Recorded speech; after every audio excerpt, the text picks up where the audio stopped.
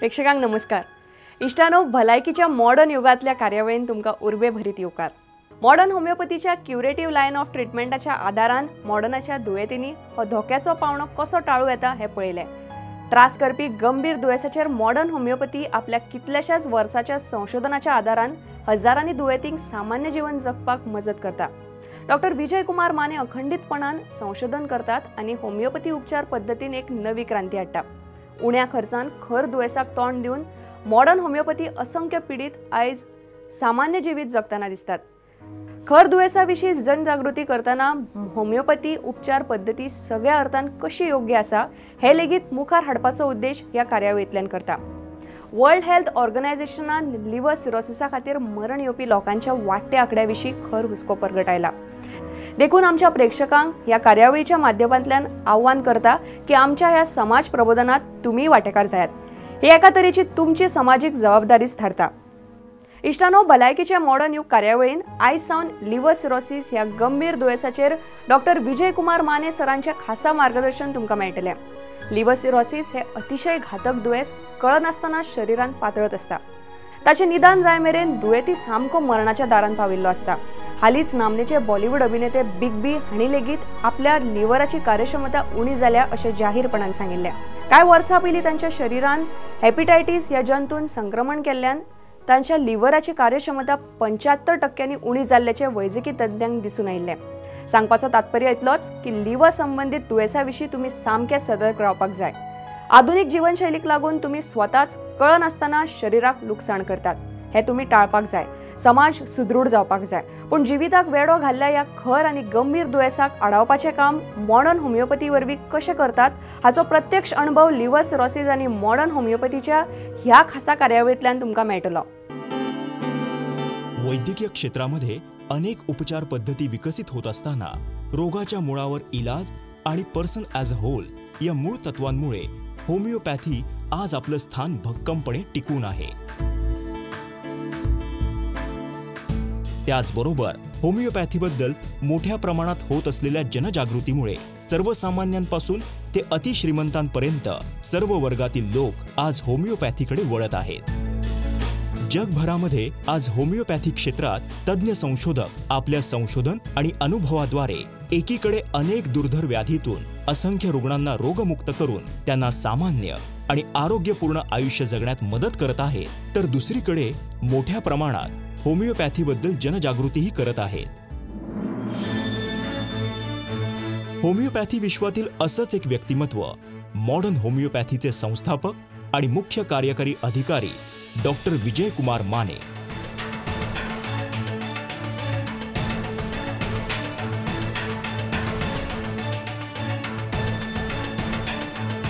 दुर्धर आजारांनी ग्रस्त रुग्णांमध्ये आत्मविश्वास निर्माण करणं, त्यांना रोगमुक्त करून एक आनंदी आणि सामान्य आयुष्य प्राप्त करून देणं हेच ध्येय बाळगून गेली 22 वर्ष अथक संशोधन आणि रुग्णांवर यशस्वी उपचार करत आहेत। डॉक्टर विजय कुमार माने यांनी आपल्या वैद्यकीय कार्याची सुरुवात व्याख्याते म्हणजेच लेक्चरर म्हणून केली। त्यासोबतच पारंपरिक उपचार पद्धतीने दुर्धर मानलेल्या विविध जीवघेण्या आजारांवर अविरत संशोधन, प्रत्यक्ष अनुभव आणि उपचार यातून मॉडर्न होमिओपॅथीची क्युरेटिव्ह लाइन ऑफ ट्रीटमेंट ही अत्यंत साधी आणि सोपी परंतु दुर्धर व्याधींपासून मुक्ती देणारी उपचार पद्धती निर्माण झाली। 22 वर्षांपूर्वी कोल्हापूरमध्ये लावलेल्या रोपाचा आज महाराष्ट्र, गोवासह 12 क्लिनिक्समधून देश विदेशातील रुग्णांना लाभ होत आहे। मॉडर्न होमिओपॅथीच्या क्युरेटिव्ह लाइन ऑफ ट्रीटमेंटची निर्मिती डॉक्टर विजय कुमार माने यांच्या अविरत संशोधन, प्रत्यक्ष अनुभव आणि उपचार यातून झालेली आहे आणि उत्तरोत्तर त्यामध्ये नवीन संशोधन प्रक्रिया सुरू असते। Cancer, kidney failure, liver cirrhosis, मधुमेह, अस्थमा, अस्थिरोग या आणि इतर अनेक दुर्धर आजारांवरील डॉक्टर विजय कुमार माने यांचं संशोधन आणि त्या संशोधनावर आधारित औषधांची निर्मिती मॉडर्न होमिओपॅथीमध्ये होत असते। रुग्णांना सहजपणे घेता येतील अशी औषधांची किट, लिक्विड आणि ग्लोब्युल्स निर्मिली जातात आणि ती हाताळण्यासही अत्यंत सोपी असतात। नमस्कार, मी अनुश्री करंदीकर। आरोग्याचं मॉडर्न युग या आपल्या विशेष कार्यक्रमात तुमचं सगळ्यांचं मनापासून स्वागत। मॉडर्न होमिओपॅथीच्या क्युरेटिव्ह लाईन ऑफ ट्रीटमेंटद्वारे असाध्य रोग बरे होत आहेत आणि रुग्ण सामान्य जीवन जगतायत हे आपण पाहतो. गेले काही भाग आपण लिव्हरशी संबंधित असलेले आजार म्हणजेच हेपॅटायटिस बी या विषयावरती चर्चा केलेली आहे. आजच्या भागामध्ये आपण हेपॅटायटिस सी या आजाराविषयी जाणून घेणार आहोत आणि यावरती मार्गदर्शन करण्यासाठी आपल्याकडे आलेले आहेत मॉडर्न होमिओपॅथीचे CEO doctor Vijay Kumar Mane sir. Sir, कार्यक्रमात मनापासून स्वागत. नमस्ते. नमस्कार सर. आपण जसं लिव्हरशी संबंधित आजार पाहतोय म्हणजे लिव्हर सिरोसिसही आपण पाहिलं, हेपॅटायटिस बी बघितलं, आज आपण हेपॅटायटिस सी बद्दल जाणून घेणार आहोत. तर सगळ्यात प्रथम मला तुम्हाला हेच विचारायचं आहे की हेपॅटायटिस बी आणि हेपॅटायटिस सी याच्या लक्षणं आणि कारणांमध्ये काही फरक आहे का, आणि स्पेसिफिकली मग हेपॅटायटिस सी आहे हे कसं ओळखता येऊ शकतं? हेपॅटायटिस सी जो आजार आहे तो हेपॅटायटिस सी या व्हायरसमुळे होणारा आजार आहे. बरं. हा व्हायरस हेपॅटायटिस बी प्रमाणेच रक्त आणि डिस्चार्जेस म्हणजे सलावा आणि लघवी आणि वीर्य याद्वारे एका रुग्णांपासून दुसऱ्या रुग्णांमध्ये ट्रान्समिट होऊ शकतो. बरं. हे त्याचं कारण बघितलं आपण. तसंच जे रुग्ण ट्रान्सप्लांटला गेलेले आहेत म्हणजे ज्यांचं ट्रान्सप्लांट झालं, समजा किडनी ट्रान्सप्लांट, अशा रुग्णांमध्ये पण एका रुग्णांपासून दुसऱ्या रुग्णांमध्ये हा व्हायरस ट्रान्समिट होऊ शकतो. आणि त्या व्हायरसद्वारे होणारा आजार, हेपॅटायटिस सीच्या व्हायरसद्वारे होणारा आजार म्हणजे हेपॅटायटिस सी लिव्हर सिरोसिस. बरं. आपण जर नक्की जसं तुम्ही म्हणालात तसं की हेपॅटायटिस सी झाल्यानंतर लिव्हर सिरोसिस होऊ शकतो, तसंच मला तुम्हाला विचारायचं आहे की आता हेपॅटायटिस सी डिटेक्ट झाल्यानंतर मग त्याची लक्षणं जी आहेत ती हळूहळू मला वाटतं दिसायला लागत असेल आणि मग त्याच्या पुढे तो संक्रमित होऊन लिव्हर सिरोसिसपर्यंत पोहोचतो. तर ही संपूर्ण मग जी लक्षणं असतात ती साधारण कशा प्रकारे असतात?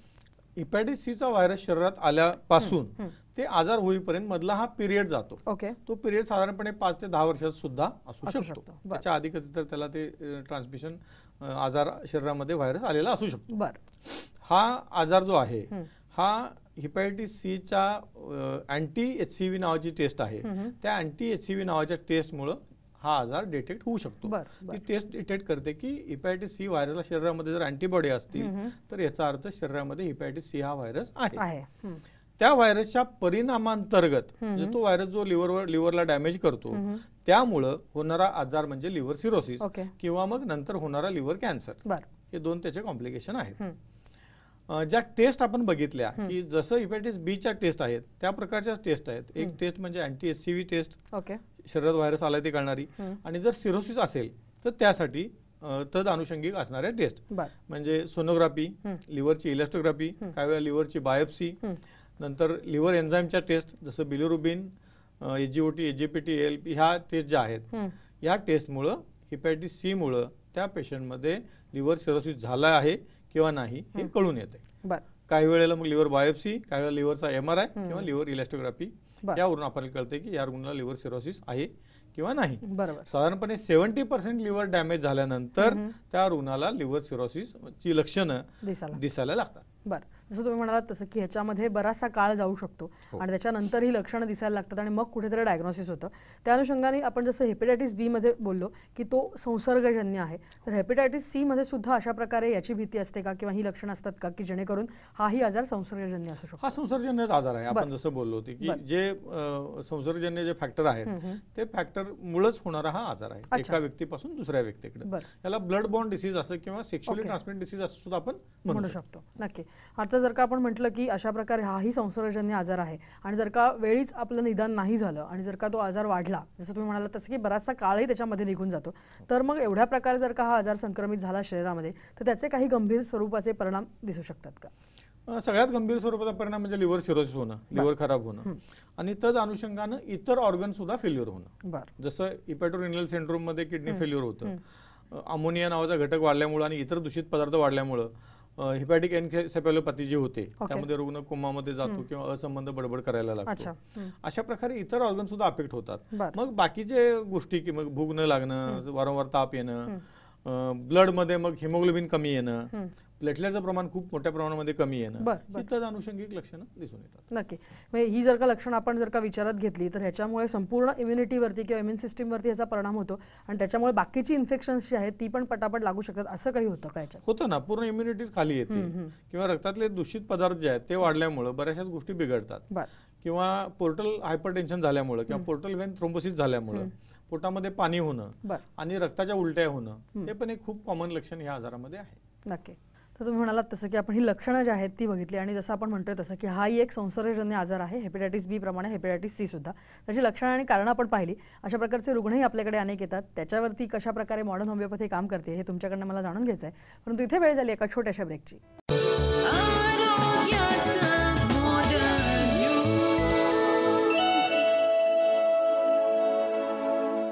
आमचा पत्ता मॉडर्न होमिओपॅथी, गीता मंदिराजवळ, रेनॉल्ड शोरूम शेजारी, कावला नाका, कोल्हापूर. समुपदेशन आणि मार्गदर्शनासाठी खालील केंद्रांवर संपर्क साधा. कोल्हापूर, दादर, कळवा, धनकवडी, पिंपरी चिंचवड, नाशिक, औरंगाबाद, नांदेड, नागपूर, सोलापूर, गोवा, मडगाव, म्हापसा.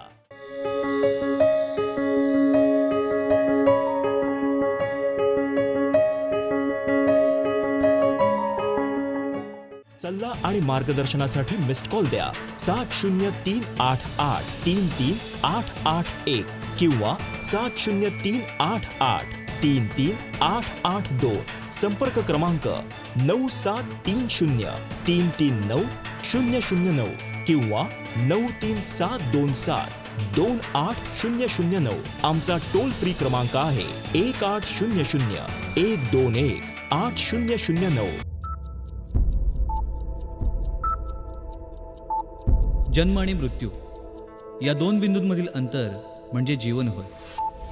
एका बिंदूकडून दुसऱ्या बिंदूकडे मार्गक्रमण करत असताना मनुष्य आपलं ध्येयनिष्ठ जीवन जगत असतो. जीवनाच्या या प्रवासात आजाररूपी अडथळे निर्माण होतच असतात. हेच अडथळे दूर करून जीवनगती निर्धोक राखण्यासाठी आधार देतं मॉडर्न होमिओपॅथी. चला तर मग जाणून घेऊया मॉडर्न होमिओपॅथी.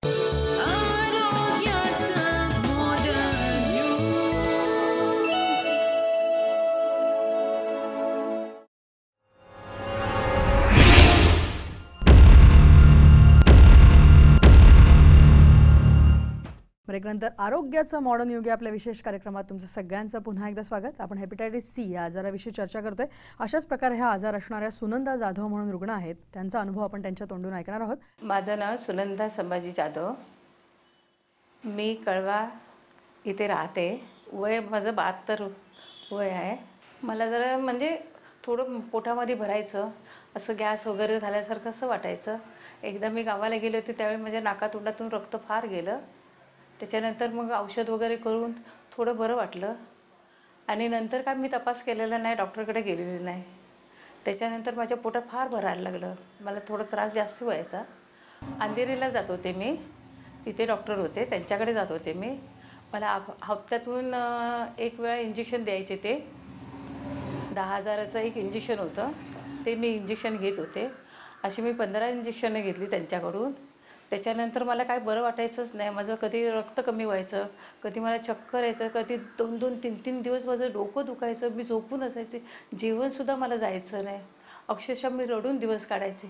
मी पडूनच राहायचे, कोणाशी बोलायचे नाही, काय नाही. आणि एवढा त्रास झाला तर मला खाणं पिणं नाही, काय नाही. माझी माणसं कोण येतात आहे कोण नाही याचं मला काहीच भान नसायचं. मला असं का होते हेच. मला इंजेक्शन घेऊन मला आराम पाहिजे होता, तर आराम तर मुळीच नाही. परत मला जास्ती त्रास व्हायला लागला त्याचा. माझी आई सुनंदा जाधव, वय वर्ष 72. दर आठवड्याला तिला एक इंजेक्शन असायचं आणि त्याचा परिणाम असा झाला की त्या इंजेक्शनचा की ते इंजेक्शन दिलं की तिचं हिमोग्लोबिन कमी व्हायचं. हिमोग्लोबिन कमी झालं की आम्हाला तिला ब्लडच्या बाटल्या चढवायला लागायच्या. ब्लडच्या बाटल्या चढवल्या की परत इंजेक्शन द्यायला लागायचे.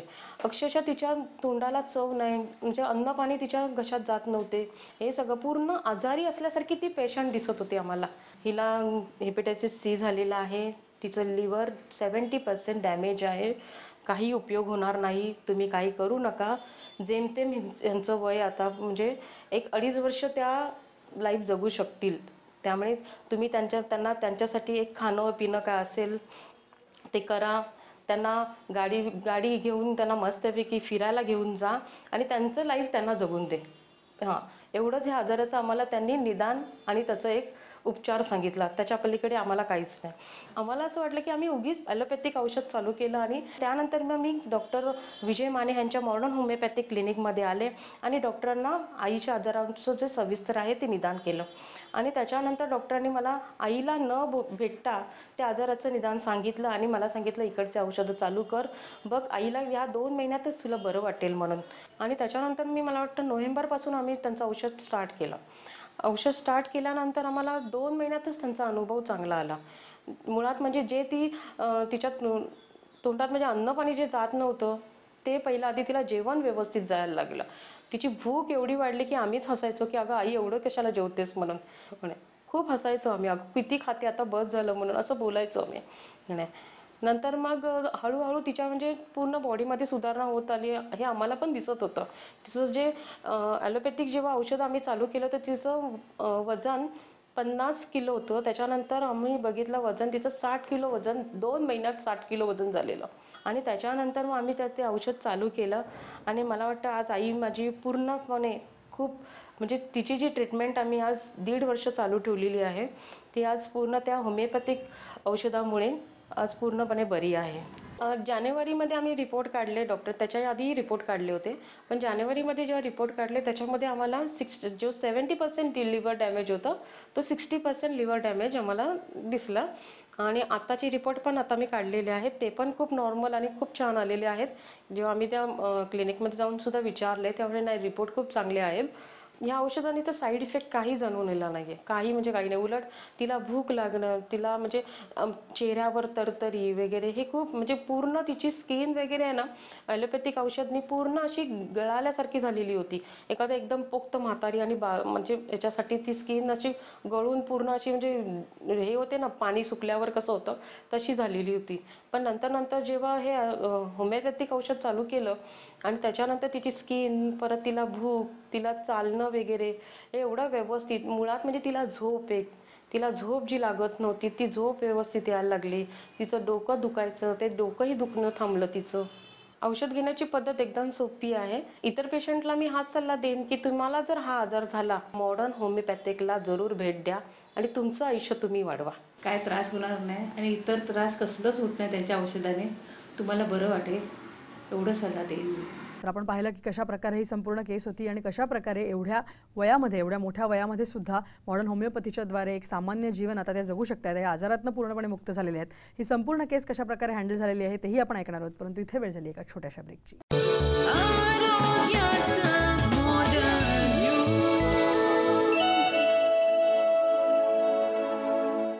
आमचा पत्ता मॉडर्न होमिओपॅथी, गीता मंदिराजवळ, रेनॉल्ड शोरूम शेजारी, कावला नाका, कोल्हापूर. समुपदेशन आणि मार्गदर्शनासाठी खालील केंद्रांवर संपर्क साधा. कोल्हापूर, दादर, कळवा, धनकवडी, पिंपरी चिंचवड, नाशिक, औरंगाबाद, नांदेड, नागपूर, सोलापूर, गोवा, मडगाव, म्हापसा.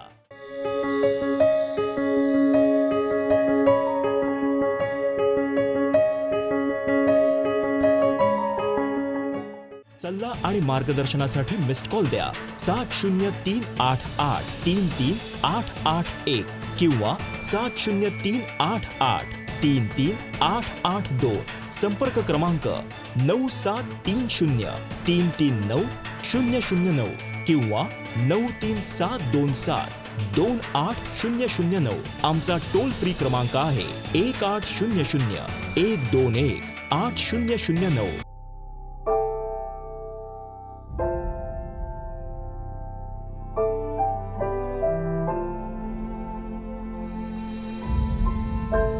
मी स्त्री आहे आणि स्त्री असते भविष्यकाळ कुटुंबाचा, समाजाचा, देशाचा. तिचं आरोग्य म्हणूनच महत्वाचं. परंतु दुर्दैवानं ब्रेस्ट कॅन्सर हा गंभीर आजार आपल्या देशातील महिलांना वेगाने गाठत आहे. त्यांचं करिअर, जीवन उद्ध्वस्त करीत आहे. आपल्या सर्वांना हे थांबवायचं आहे आणि आपण हे थांबवू शकतो मॉडर्न होमिओपॅथीच्या सहाय्यानं. Modern homeopathy, the curative line of treatment.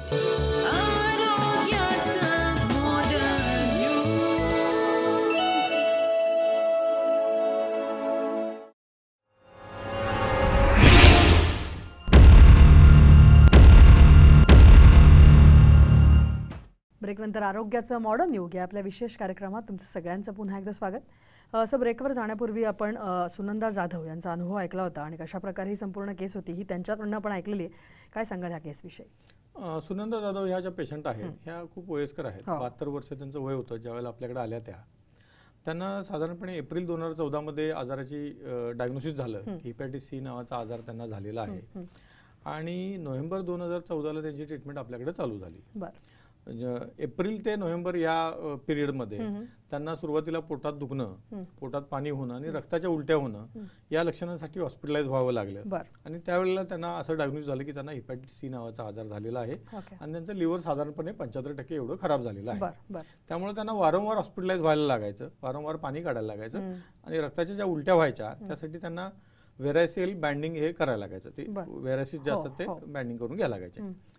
अशा केसमध्ये, अशा कंडिशनमध्ये त्या आपल्याकडे नोव्हेंबर 2014ला अप्रोच झाल्या आणि आपण ट्रीटमेंट चालू केली. आपली ट्रीटमेंट चालू झाल्यानंतर त्यांना पहिल्या 1-2 महिन्यामध्येच आराम मिळत गेला. 2 महिन्यानंतर पोटातलं पाणी आज तागायत पुन्हा कधीही काढावं लागलं नाही. रक्ताच्या उलट्या पण 2 महिन्यानंतर, 2 महिन्याच्या ट्रीटमेंट नंतर बंद झाल्या. जानेवारी 16चे जे सगळे रिपोर्ट आहेत त्यांचे ते पूर्णपणाने नॉर्मल आहेत आणि आता त्या नॉर्मल आयुष्य जगतात. आपल्याकडे यायच्या आधी त्यांना रिपीटेड हॉस्पिटलायझेशन, रिपीटेड ॲलोपॅथीची ट्रीटमेंट खूप मोठ्या प्रमाणामध्ये घ्यायला लागली, ICCU मध्ये ऍडमिट व्हायला लागलं खूप मोठ्या प्रमाणामध्ये.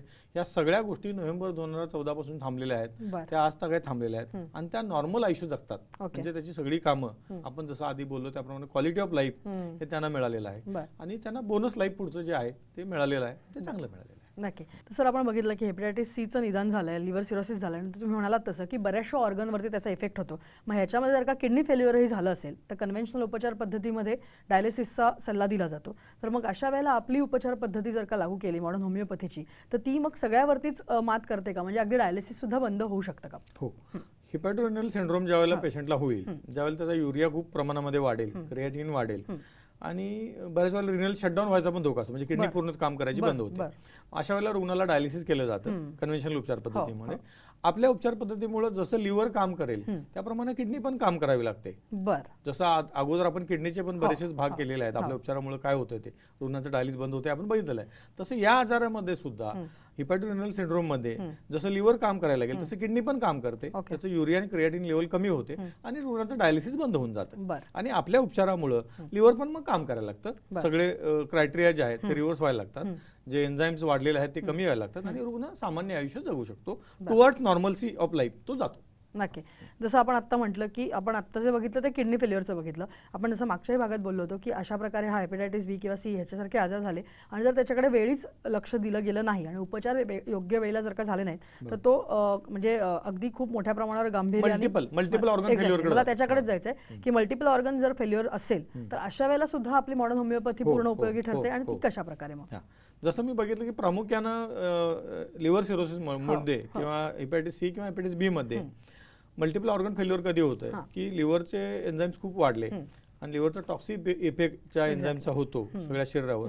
त्यामुळे मग ब्रेन, लिव्हर तर अगोदरच खराब झालेला आहे, किडनीज किंवा श्वसनाला पण त्रास होतो किंवा छातीमध्ये पाणी होतं. अशा प्रकारे मल्टिपल ऑर्गन जे आहेत ते फेल्युअर होतात.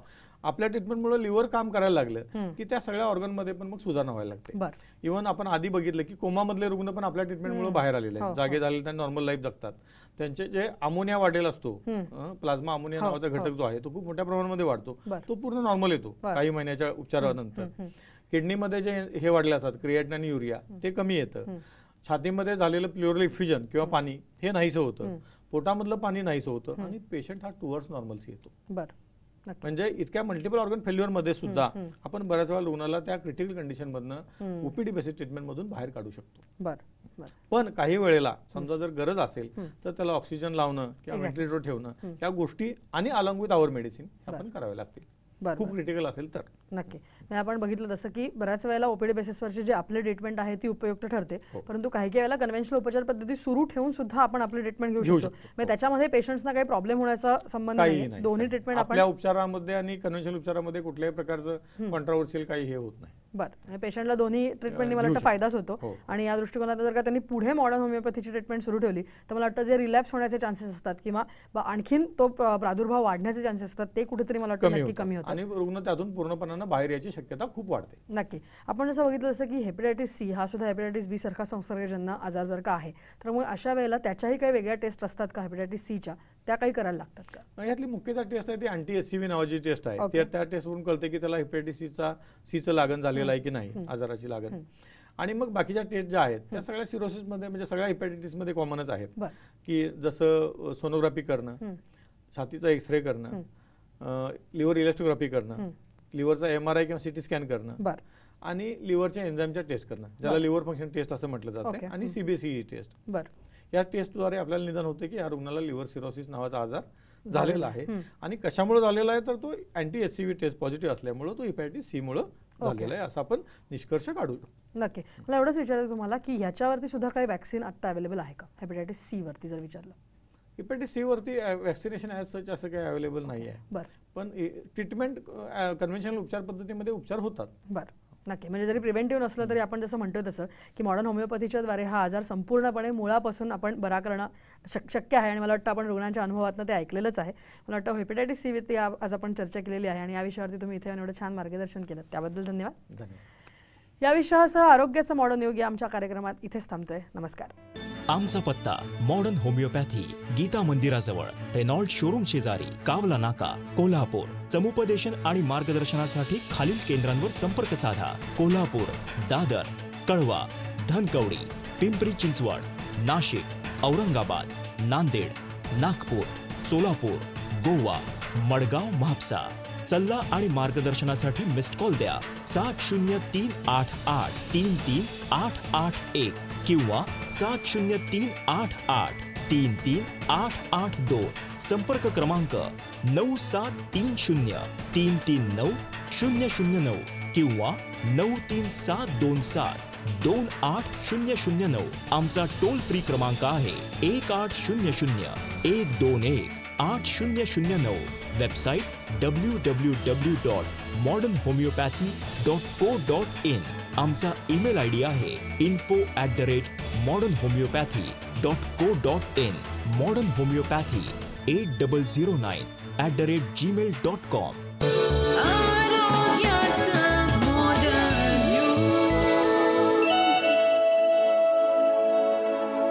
मॉडर्न होमिओपॅथीचे CEO डॉक्टर विजय कुमार माने हांणी लिव्हर सिरोसिस दुयेसाचेर केल्लें मार्गदर्शन तुम्ही पळयलें. इश्टानो, भलायकीचे मॉडर्न युग ह्या कार्यावळीन फुडल्या भागान तुमकां doctor Vijay Kumar Mane liver cirrhosis दुयेसाचेर मार्गदर्शन करतले. तेन्ना खर दुयेस आनी ताचे वेले मॉडर्न होमिओपॅथीचे उपचार हाचे खातीर पळयत रावात भलायकीचे मॉडर्न युग.